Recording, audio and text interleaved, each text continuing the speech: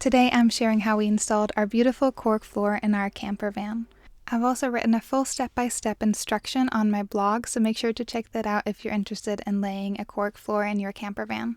I started by filling any holes in the subfloor just using regular wood filler.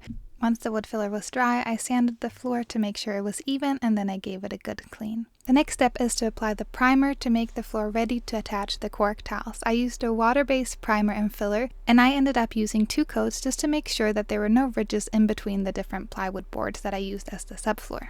Once the primer was completely dried, it's time to apply the cork tiles.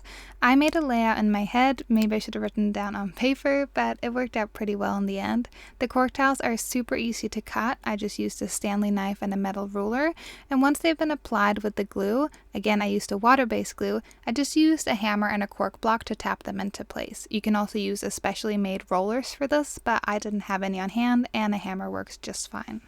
Since cork is a completely natural material, you need to protect it using a finish. I used water-based polyurethane, which is a bit more expensive than oil-based, but it's a lot healthier, and given that we'll be living in our van full-time, I much prefer to use water-based solvents. And this is what it looks like when the first coat is done. The next step is optional, but I decided to sand the cork tiles after having applied the first layer of polyurethane. Sanding it removed any unevenness, especially in the corners, so I had laid the tiles a little bit too tightly, so it was really good I did it in the end. Once that was completely clean, I applied another coat of polyurethane, and I applied in total 4 coats, letting it dry for about 3 hours in between each coats.